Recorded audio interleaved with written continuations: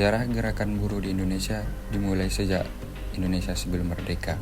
Berbeda dengan gerakan buruh di Eropa yang negara-negaranya sudah merdeka. Serikat buruh yang pertama berdiri di Indonesia adalah dari perusahaan kereta api Staatsboob pada tahun 1905 yang bernama SB. Akan tetapi dalam perkembangannya SB tidak berlangsung lama dan dibubarkan, dan anggota-anggotanya bergabung dengan PSTV atau Vereniging van Spoor en Tram Personeel di bawah pimpinan Sonnenfeld dan Samaun pada tahun 1909 yang didirikan di Semarang.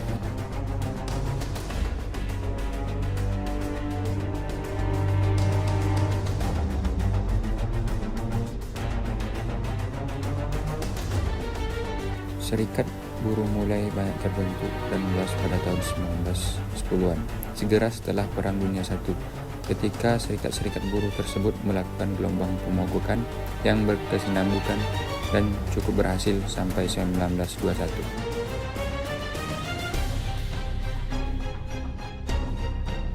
Pada tahun 1920 telah tercatat bahwa ada sekitar 100 serikat buruh dengan 100.000 anggota. Hal tersebut tidak terlepas dari upaya propaganda yang dilakukan oleh aktivis buruh dengan berbagai macam seperti pamflet, surat kabar, dan selembaran.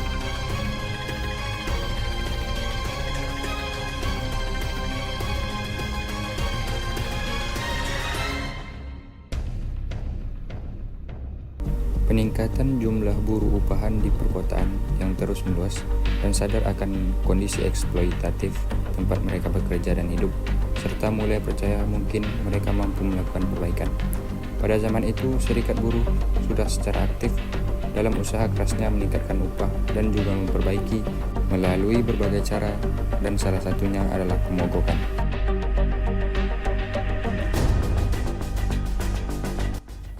Ketika zaman kemerdekaan, khususnya jelang dan setelah proklamasi kemerdekaan tahun 1945, serikat buruh menjadi organisasi sosial yang penting karena keterlibatan mereka di dalam perjuangan dan mempertahankan kemerdekaan Indonesia.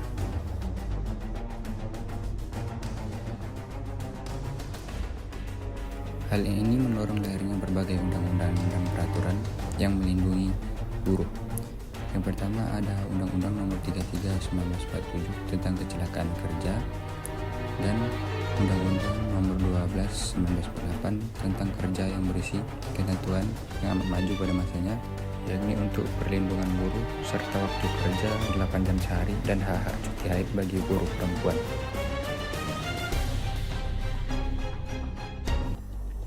Pada masa Orde Baru, periode ini ditandai dengan politik fusi atau penggabungan partai politik non-komunis yang bertahan dari peristiwa 65. Sebagai bagian dari proses ini, rezim Orde Baru berupaya menghapuskan warisan serikat buruh Orde Lama dengan memaksa serikat buruh yang non-komunis untuk bergabung dengan FBSI.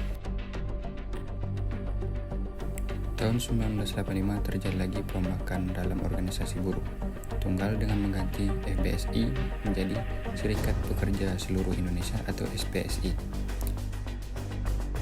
Perayaan Hari Buruh di Indonesia dimulai sejak zaman reformasi. Jauh sebelum itu, pada tahun 1966 di masa rezim Orde Baru, perayaan terhadap Hari Buruh adalah hal yang sangat dilarang. Jangankan untuk merayakan, untuk berkumpul saja akan segera dibubarkan.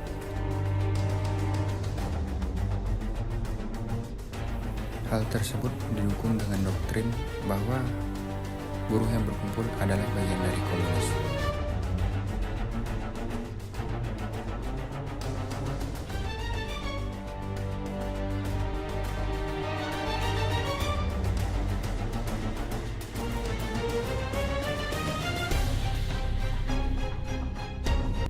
Tidak tahan dengan kondisi pekerja tersebut, pada awal tahun 1990-an dibentuk beberapa serikat yang di luar dari SPSI yang menuntut hak-hak untuk berserikat.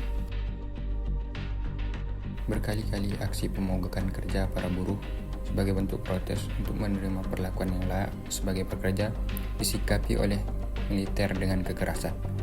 Misalnya aksi yang dilakukan oleh karyawan PT Catur Putra Surya yang berkaitan dengan pembunuhan seorang karyawan wanita yang bernama Marsina. Selain Marsina, ada juga 13 karyawan lain yang dilakukan PHK.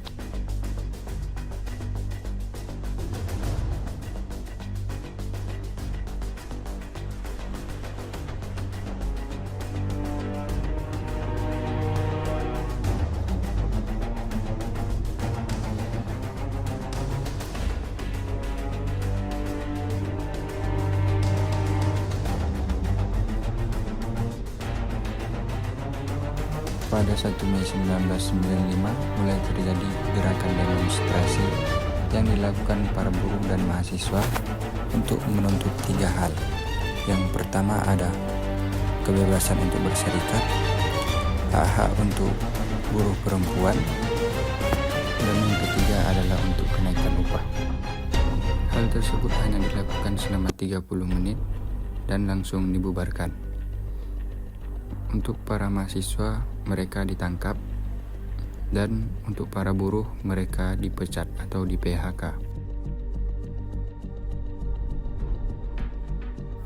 Memasuki era modern sekarang ini, serikat buruh mengalami penurunan jumlah keanggotaan. Jumlah buruh di Indonesia pada Agustus 2024 adalah 56,12 juta orang.